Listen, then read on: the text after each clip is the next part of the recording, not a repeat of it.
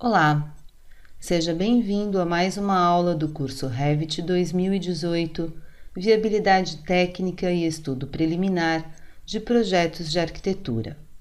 Aqui é a arquiteta Cláudia Vasques, professora associada do portal Cursos Construir, e eu fui convidada pela professora Roberta Vendramini a conversar com você a respeito dos conceitos de viabilidade técnica e estudo preliminar.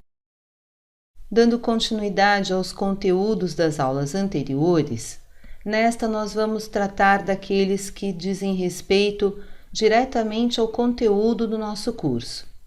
E vamos falar sobre os seguintes assuntos: definição de projeto de edificações, suas atividades técnicas e etapas de desenvolvimento, os conceitos de viabilidade técnica e estudo de viabilidade, quais são as informações necessárias para fins de análises de viabilidade técnica, quais são as informações e os documentos a apresentar nas etapas de levantamento, programa de necessidades, estudo de viabilidade e estudo preliminar, e também sobre o conteúdo gráfico dos documentos produzidos na etapa de estudo preliminar.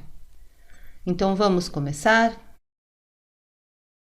Por definição da ABNT 13531 de 1995, um projeto de edificações, resumidamente falando, é o resultado de um conjunto de trabalho desenvolvido através de etapas sucessivas, em cada qual se realizam um conjunto de atividades técnicas. Quais seriam essas atividades? A mesma norma as classifica como principais e complementares. As principais são aquelas que nós conhecemos como disciplinas. Então são topografia, sondagem, arquitetura, fundações e estruturas, elétrica, mecânica, hidráulica, luminotécnica, comunicação visual, paisagismo, arquitetura de interiores e decoração, impermeabilização e outros. Observe que é desta classificação que surgem as siglas que nós conhecemos e utilizamos nas nossas atividades profissionais. Já as atividades técnicas complementares são as que se referem às análises, ao levantamento de informações sobre conforto térmico e acústico, higiene, segurança, ergonomia, informática, automação predial e outras correlatas. Essas atividades técnicas são organizadas em etapas de desenvolvimento, que são levantamento, programa de necessidades, o estudo de viabilidade, o estudo preliminar, o anteprojeto ou pré-executivo, o projeto legal, que é o projeto de prefeitura, o projeto básico e o projeto executivo. Desta forma, consegue-se organizar o fluxo de trabalho. No caso específico dos projetos de arquitetura, por se tratar de uma disciplina e não haver confusão com as demais existentes, a ABNT-NBR 13532 estabelece a sigla ARC para identificá-las. Então, por exemplo, etapa de estudo de viabilidade de arquitetura. Uma forma interessante de compreender melhor esse fluxo de trabalho é apresentado na ABNT-NBR 13531 em seu anexo A. É um fluxograma exemplo de desenvolvimento de projetos de edificações. Observe as setas. Elas estão indicando as etapas referentes às atividades técnicas de arquitetura. Note que é a partir da disciplina de arquitetura, mais especificamente da sua etapa de anteprojeto, que começam a se desenvolver, a se encadear as atividades correlatas a um determinado projeto.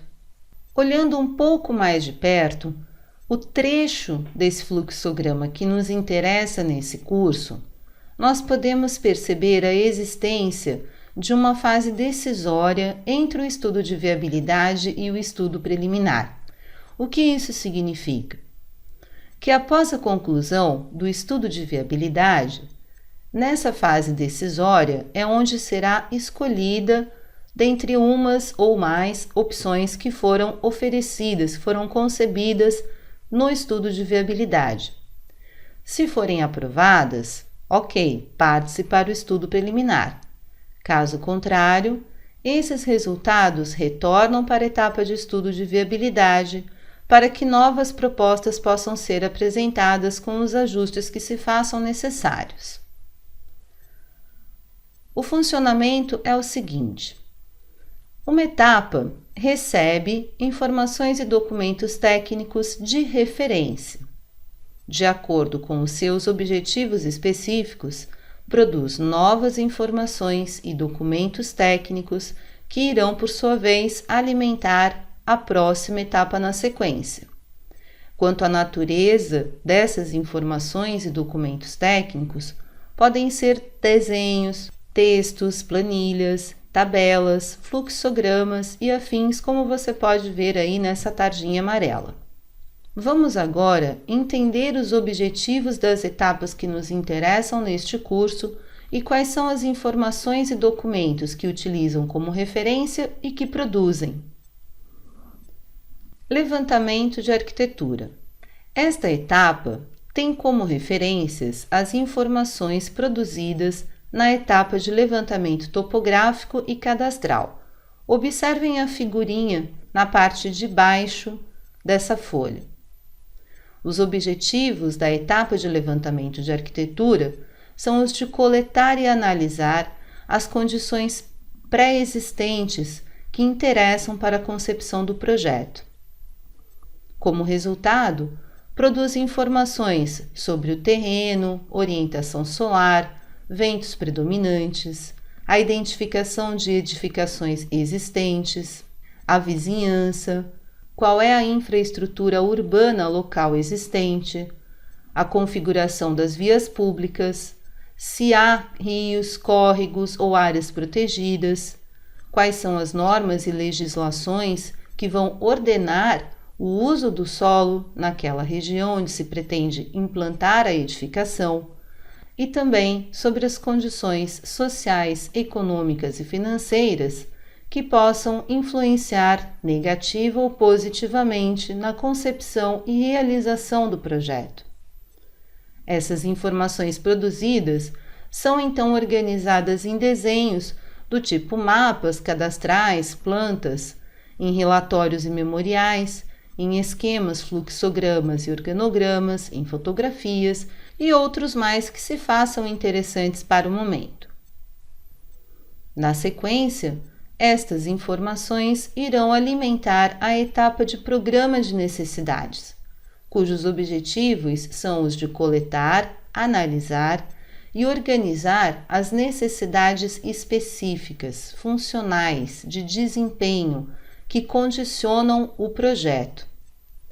Como resultado, a etapa de programa de necessidades produz informações sobre o conceito arquitetônico e identificação da edificação, as suas características espaciais, setoriais, funcionais, ocupação, fluxos e períodos. Indica quais são os níveis de desempenho, de conforto e segurança necessários, quais serão os mobiliários, instalações e equipamentos, assim como instalações e equipamentos especiais. Organizam-se essas informações em esquemas e organogramas funcionais, em fluxogramas, memoriais e planilhas iniciais de ambientes, de usuários, equipamentos e etc. Tendo em mãos as informações produzidas na etapa de levantamento do programa de necessidades e de outras atividades técnicas que possam vir a interessar para o projeto em questão, inicia-se a etapa de estudo de viabilidade, cujos objetivos são o de avaliar e conceber propostas de possíveis soluções para o projeto com base em partidos arquitetônicos. Esta etapa produz então informações sugestivas sobre sistemas e metodologias construtivas, alternativas de soluções físico-espaciais, ambientais, legais, jurídicas, financeiras, conclusões analíticas e recomendações. Tais informações são organizadas em esquemas gráficos, como, por exemplo, um estudo de massas, diagramas, histogramas, relatórios, memoriais e planilhas iniciais estimativas de custos, materiais, equipes, equipamentos e também maquetes volumétricas. Estes documentos são encaminhados ao cliente para a realização daquela etapa decisória, que nós podemos observar no losango da figura. Como vimos anteriormente, se forem aprovadas, se estiverem ok, dentro das legislações, das exigências, se estiverem atendendo às expectativas que foram levantadas lá no programa de necessidades, então ok, parte-se para a etapa de estudo preliminar. Torna-se bastante adequado agora sim nós entrarmos na questão do conceito do estudo de viabilidade em relação ao conceito de viabilidade técnica. Observe que o estudo de viabilidade, como nós já falamos, é uma etapa do processo de desenvolvimento de um projeto. A viabilidade técnica, por sua vez, é um estudo que se faz sobre cada uma das partes que contextualizam esta opção de projeto, esta ideia de projeto. Então, nós faremos estudos da viabilidade técnica do terreno, da edificação, de sistemas, de um complexo, de uma gleba. Conceitos entendidos é para não haver confusão. Prosseguindo no nosso fluxograma, temos então a etapa de estudo preliminar, cujos objetivos são o de desenvolver a proposta selecionada a nível de caracterizá-la física e funcionalmente, de forma a permitir as primeiras compreensões sobre a edificação, sobre o empreendimento. Esta etapa produz informações ainda iniciais, muito sucintas, aproximadas, sobre a proposta da tipologia arquitetônica, a distribuição espacial, níveis, dimensões, áreas, localizações, indicações de funções, de usos, acessos, ideias de elementos, materiais e tecnologias construtivas que serão adotadas, assim como apresenta soluções alternativas, gerais e essenciais, com indicações de pós e contras, que possam facilitar tomadas de decisão. Estas informações são reunidas e apresentadas em desenhos técnicos, as plantas, os cortes, as fachadas, as elevações, em maquete virtual, maquete física, memorial justificativo e em recursos audiovisuais para a apresentação ao cliente. Para ilustrar um pouquinho melhor o que nós trabalhamos até agora de conceitos, eu tenho aqui algumas imagens para mostrar para você. Esta é uma perspectiva croquisada de uma volumetria que está sendo estudada para um determinado projeto que contém lá uma torre de salas, uma torre residencial, tem a indicação da área permeável, apresenta uma sugestão de implantação no terreno, é um lote de esquina, a indicação dos acessos, a posição, a localização de circulações verticais, da caixa d'água, de instalações, ok? Este é um croquis típico do estudo de viabilidade. Ainda na fase de estudo de viabilidade é onde se desenvolvem os estudos de massa, que têm por objetivo localizar a ideia do conceito do empreendimento, do projeto, em relação ao terreno, à sua vizinhança, às condições bioclimáticas existentes, às regiões arbóreas e vegetadas, onde se marcam as indicações de espaços mais significativos, como conexões, anexos, espaços de convívio, acessos. O estudo de massas tem também por objetivo fornecer informações iniciais a respeito de áreas as quais serão utilizadas nos estudos de viabilidade técnica, tanto do terreno quanto das edificações propostas. Já na etapa de estudo preliminar, como exemplo, nesta imagem nós podemos ver já uma volumetria trabalhada em paredes com aberturas, portinhas e janelas, com a indicação de um sistema construtivo, com a indicação da forma do telhado, do madeiramento que será utilizado e dos materiais que estão sendo propostos, ok? Note ainda a indicação das dimensões. Agora, quais são as informações que precisam conter nesses desenhos, nesses documentos técnicos que foram produzidos nessas etapas? A ABNT NBR 6492 de 94, que é a norma sobre representação de projetos de arquitetura, chama esses documentos técnicos de elementos básicos do projeto. Nós já vimos que, portanto, esses elementos básicos do projeto são as peças gráficas, são as plantas, os cortes, etc., e peças escritas, programas de necessidades, memoriais, listas e etc. Para cada uma das etapas do projeto, esta norma estabelece o que cada uma dessas peças deve conter. Para atender aos propósitos do nosso curso, em relação a essas etapas com as quais nós vamos trabalhar, a tabela a seguir apresenta as especificações desta norma para o desenho da planta de situação e também de plantas, cortes e fachadas. Para plantas de situação é necessário que se representem as simbologias gráficas, as curvas de nível existente e projetadas, a indicação do norte. Gente, norte é fundamental. Falou em planta, tem que ter norte. A indicação das vias de acesso ao conjunto, do arruamento existente, das ruas próximas, adjacentes ao terreno, se possível com a indicação de equipamentos urbanos.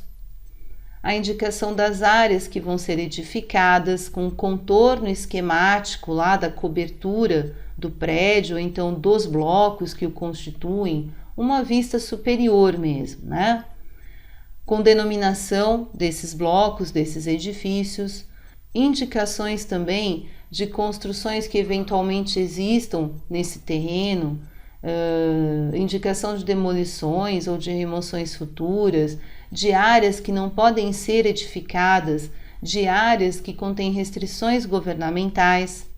E, obviamente, que esse desenho precisa estar em alguma escala apropriada, conter algumas notas gerais, informativas, desenhos de referência e também, obviamente, o carimbo, a legenda na prancha.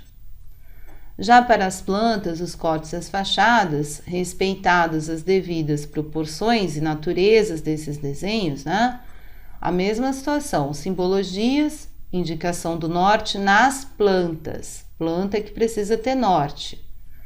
Caracterização dos elementos do projeto, ou seja, que seja possível identificar o que é parede, o que é porta, o que é circulação, as áreas de serviços, demais elementos significativos, indicação do nome dos compartimentos, cotas gerais, lembre-se que é um estudo preliminar, então é tudo ainda muito aproximado. As cotas de níveis principais, as escalas, assim também como notas gerais informativas, desenhos de referência, legenda na prancha. Dependendo do caso, de acordo com a característica do programa que está sendo proposto, também pode-se apresentar itens de sistema estrutural, eixos do projeto e cotas complementares, ok? Vou aproveitar aqui para elucidar, também exemplificar essa questão dessas peças gráficas do estudo preliminar. Eu encontrei aqui nos meus arquivos de faculdade um exemplo bastante interessante para a gente. Neste caso, nós temos uma planta de situação da ideia de um complexo misto que foi projetado para um terreno de esquina, uma conformação ali num centro de cidade. Ele contém, então, todas as características que nós comentamos ali na tabela, para o estudo preliminar. temos ali a indicação do norte, temos a marcação, a identificação do contorno, né, da volumetria dos prédios que compõem esse conjunto, com os seus respectivos nomes, a indicação dos acessos a esse complexo, a indicação de áreas vizinhas ali, olha, em pena, estacionamento, as cotas gerais, temos cotas de afastamento ali de muro, tá vendo? Os níveis principais, certo? Outro exemplo, planta baixa de estudo preliminar. Mesma situação, observem as simbologias normativas do norte, o símbolo de indicação de corte, os níveis, os compartimentos devidamente nomeados com suas respectivas áreas, as cotas gerais, a indicação das circulações verticais, vejam ali a rampa com indicação do sentido, aonde estão os elevadores, a escada enclausurada, ok? Um corte de estudo preliminar, puramente desenho técnico, né? Preto e branco dentro das normas. Temos ali a indicação das alturas, dos níveis, também acompanhados dos nomes dos respectivos compartimentos e, inclusive, com figuras ali para humanização, para uma melhor compreensão, apreensão do espaço que está sendo proposto. Fachada de estudo preliminar. Observem, muito simples ainda, é apenas uma ideia de apresentação tipológica, apenas uma ideia de materiais que serão adotados, sem muitos detalhes, né? Por fim, uma perspectiva também de estudo preliminar. Gente, está tão claro que isso aqui foi feito no SketchUp, não é verdade? Foi minha colega que modelou esse prédio para a gente.